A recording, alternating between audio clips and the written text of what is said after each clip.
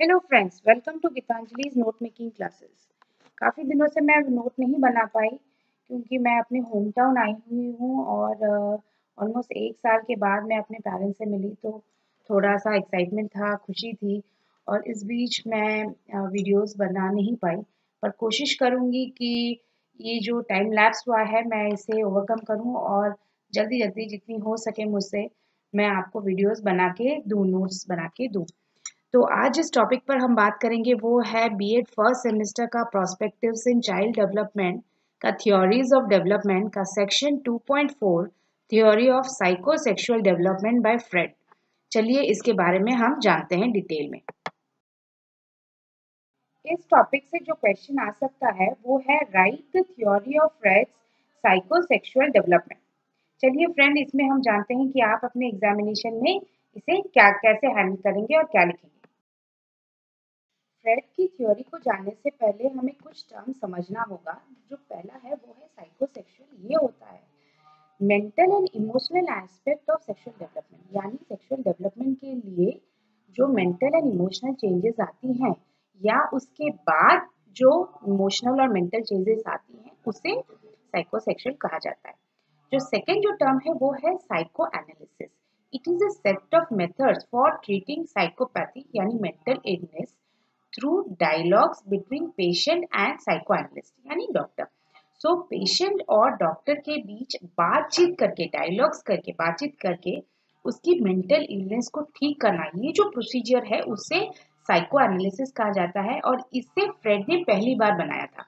उन्होंने ये चीज स्टार्ट की थी। जो थर्ड है वो है लिबिडो, और ये टर्म भी फ्रेड ने दिया था। उनके हिसाब से एक एनर्जी होती है साइकोसेक्सुअल एनर्जी या सेक्स ड्राइव एनर्जी भी कह सकते हैं। ये क्या होता है, which is the driving force behind behaviour.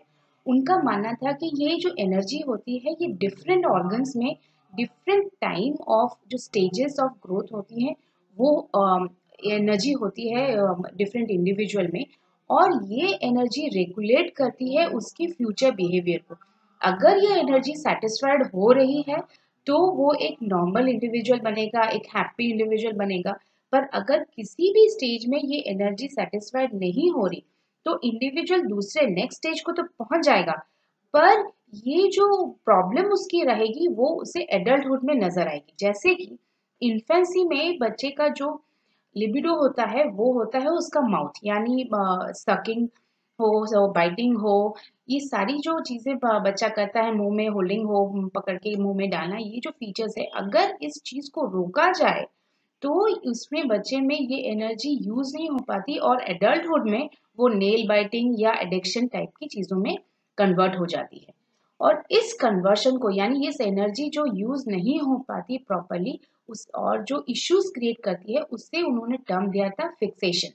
It is a issue arising if conflict in particular psychosexual stage is not resolved। So किसी भी स्टेज में अगर ये एनर्जी लिबिडो जो है वो यूज नहीं हो पाती तो that results in issues, problems होती हैं और उससे बोला जाता है फिक्सेशन।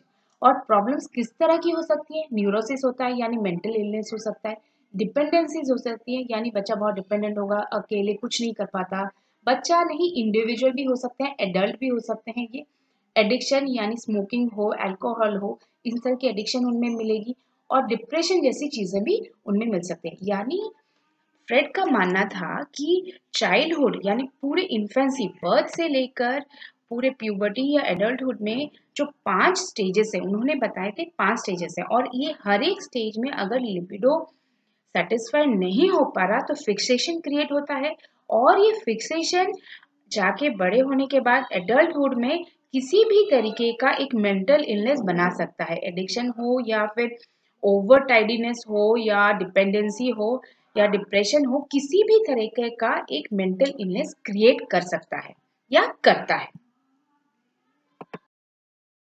फ्रेंड्स, जब आपका फ्रेड के साइकोसेक्सुअल थ्योरी पर क्वेश्चन आए तो पहले आप फ्रेड के बारे में लिखिएगा, उसके बाद उनके जो डिफरेंट टाइप ऑफ पर्सनैलिटीज उन्होंने प्रपोज की थी उसको लिखिएगा।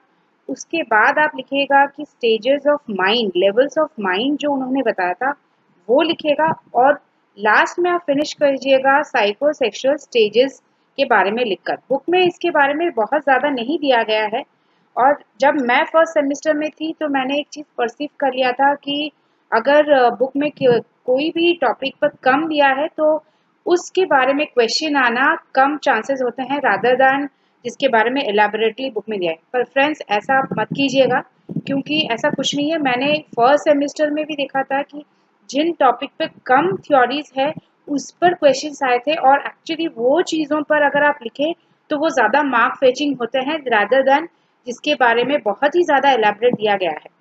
तो अगर फ्रेड के बारे में आए तो इस क्वेश्चन को ज़रूर अटेम्प्ट कीजिएगा, और मैं जिस तरह आपको बता रही हूँ, जिस तरह इस वीडियो में आप देखेंगे उसी तरह फॉलो कीजिएगा, आपको फुल मार्क्स आएंगे इसमें। तो फ्रेड के बारे में जब लिखना है तो आप लिखिएगा Sigmund Freud was an Austrian neurologist.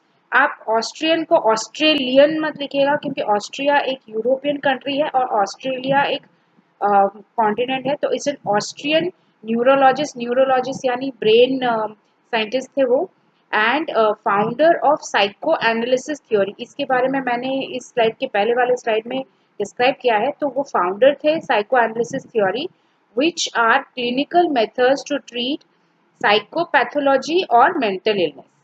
फिर according to Freud, a human personality is generated by three elements which are id, ego and superego, which are three layers of mind and their combinations result in different type of personality. तो friends ये actually था Fred का जो hypothesis था कि mind का जो level है 3 सेक्शन का लेवल है। एक तो उसे इद बोला जाता है, और सेकंड को ईगो, और थर्ड को सुपर ईगो कहा जाता है। अगर आप सिंपल फॉर्म में समझें तो इद वो होता है जिसमें अनकॉन्शियस लेवल होता है, जो आप दिल करे वो कर सकते हैं, वो इद होता है। ईगो होता है वो बोलेगा नहीं ये करना नहीं चाहिए, हमें ये सही नहीं है। और सुपर ईगो कम्प्लीटली रिस्ट्रिक्ट करता है अगर कोई चीज़ गलत है। एग्जाम्पल से समझे तो इजीली समझ में आएगा। सपोज आपको बर्गर खाने का दिल कर रहा है तो ईद बोलेगा कि हाँ बर्गर खा लेते हैं क्योंकि वो हमें अच्छा लगता है, तो इमीडिएट सेटिस्फेक्शन मिलता है जिस चीज़ में जो प्लेजर देता है। ईद वो बोलता है कि वो सही है, तो ईद बोलेगा कि आप बर्गर खा सकते हैं।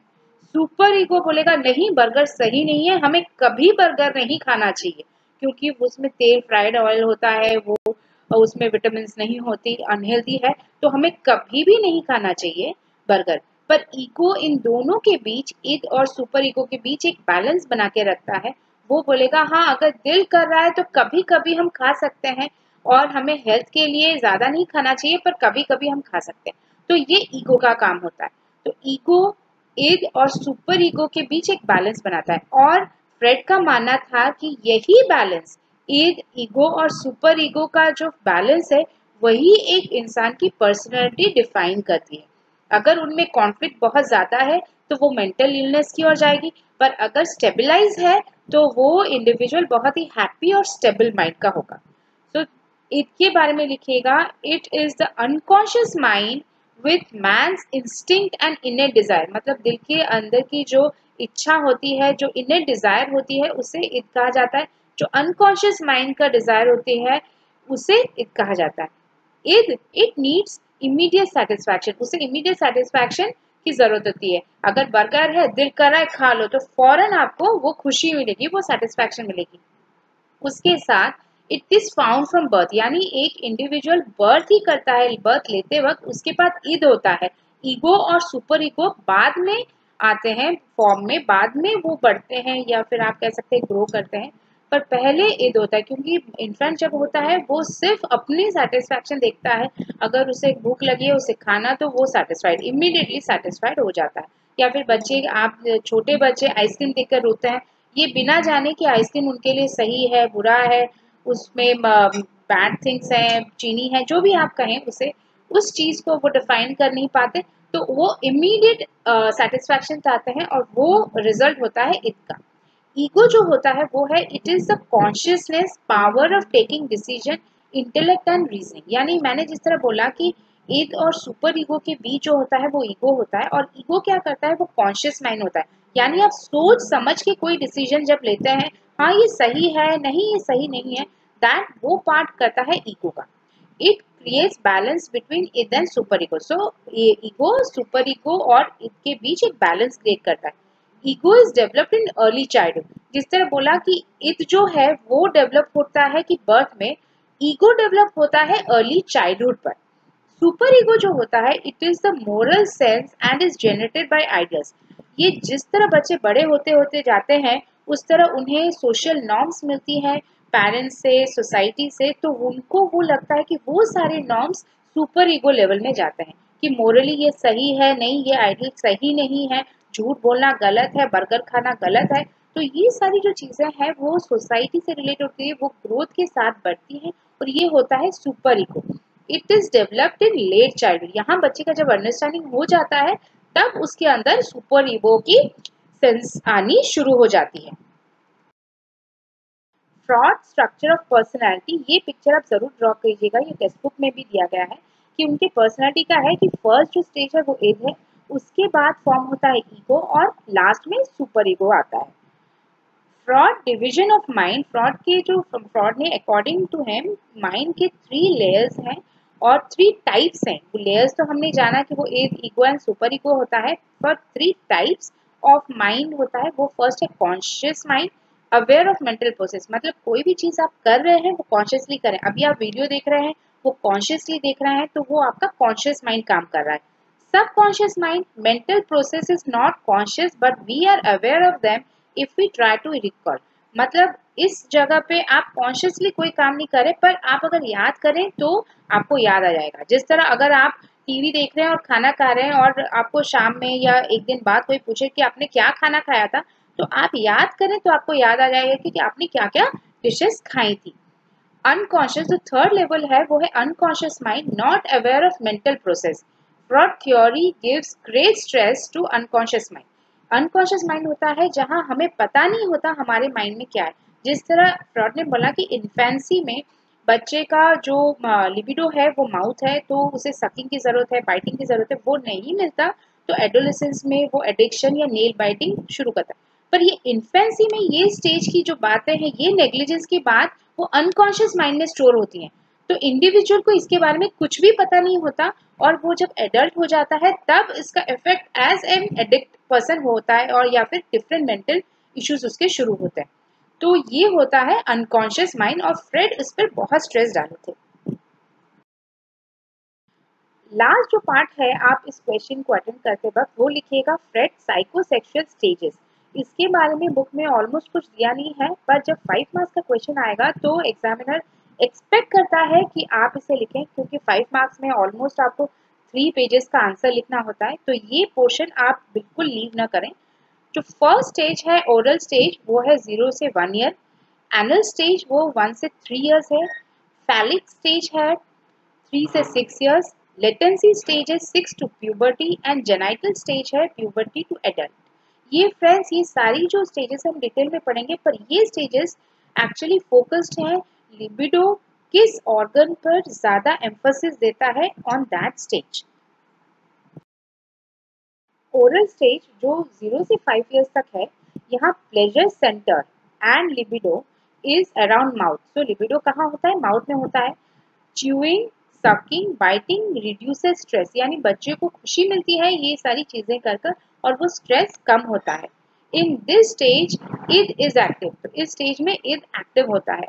फिक्सेशन, यानी अगर उसका लिबिडो, उसका जो प्लेजर एनर्जी है वो अगर प्रॉपरली यूज नहीं होता तो फिक्सेशन होता है, and fixation in this stage leads to smoking and nail biting. तो अगर फिक्सेशन हुआ तो वो लेटर ऑन स्टेज में एडल्टहुड में स्मोकिंग या नेल बाइटिंग जैसी इश्यूज आएंगी।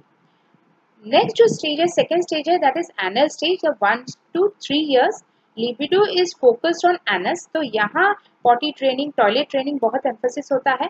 Child develop pleasure by defecating, तो चाइल्ड डेवलप अगर वो पॉटी जाता है एंड प्रॉपरली उस चीज को वो मैनेज कर रहा है तो उसे बहुत प्लेजर मिलता है और वो कॉन्फिडेंट भी फील करता है। At this stage ego starts to develop, तो यहाँ पेरेंट्स का रोल आ जाता है, पेरेंट्स नॉर्म्स बताने शुरू कर देते हैं आपको ये करना चाहिए, नहीं करना चाहिए, तो इस जगह पर बच्चे का ईगो डेवलप होना शुरू हो जाता है। जो थर्ड लिखिएगा, फोर्थ पॉइंट लिखिएगा वो है fixation in this stage due to early and harsh toilet training leads to hate, mess, tidy punctual personality. Friends ये जानिए कि यहाँ टॉयलेट ट्रेनिंग का स्ट्रेस है, तो टॉयलेट ट्रेनिंग दो तरीके की होंगी, या तो बहुत अर्ली पेरेंट्स टॉयलेट ट्रेनिंग शुरू कर देंगे या उसे नेग्लेक्ट करेंगे। तो अगर अर्ली टॉयलेट ट्रेनिंग हो रही है, हार्श टॉयलेट ट्रेनिंग हो रही है, तो बच्चा क्या करेगा, मेस को हेट करेगा, बहुत ज़्यादा टाइडी रहेगा, बहुत ज़्यादा पंक्चुअल रहेगा और थोड़ा भी मिसमैनेजमेंट वो सह नहीं पाएगा, जो अगर बहुत सिचुएशन में मेंटल इलनेस की ओर जाता है। अगर पेरेंट्स में इसका ऑपोजिट रहा, यानी बिल्कुल वो लिबरल रहे टॉयलेट ट्रेनिंग को लेकर, तो बच्चे में डिसऑर्गेनाइज्ड एंड मेसी पर्सनैलिटी भी हो जाती है। जो थर्ड स्टेज है वो फैलिक स्टेज है, जो 3 से 6 इयर्स तक है। Libido is centred in genital, so genital organ में लिबिडो सेंटर्ड होता है। Child starts to understand the difference between boy and girl, यहाँ बच्चे बॉय एंड गर्ल का डिफरेंस समझ जाते हैं। Boy develops Oedipus complex and girls develop Electra complex. ये कॉम्प्लेक्स है कि बॉयज एक्चुअली क्या होता है, माता के प्रति बहुत ज़्यादा अफेक्शनेट हो जाते हैं और वो अपने पिता को एज राइवल समझते हैं, और इस चीज़ को ओडिपस कॉम्प्लेक्स कहा जाता है।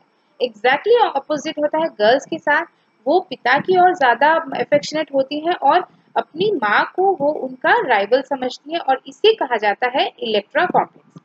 In this stage super ego develops, तो इस स्टेज में सुपर ईगो का डेवलपमेंट होता है और बच्चे कंप्लीटली माँ बाप जो कह रहे हैं वही है, वही मोरल वैल्यूज है और उसे हमें स्ट्रिक्टली फॉलो करना चाहिए, ये फीलिंग उनकी शुरू हो जाती है। Fixation in this stage leads to aggressiveness in male and inferiority in woman। तो अगर फिक्सेशन हुआ है स्टेज में, तो मेल अगर है, बॉय है, तो वो एग्रेसिव हो जाएगा एडल्टहुड में, और अगर फीमेल है तो वो बहुत इंफीरियर फील करेगी। जो लास्ट स्टेज, फोर्थ स्टेज है, वो है लेटेंट स्टेज, जो 6 से प्यूबर्टी तक है। Pleasure is focus on social interaction.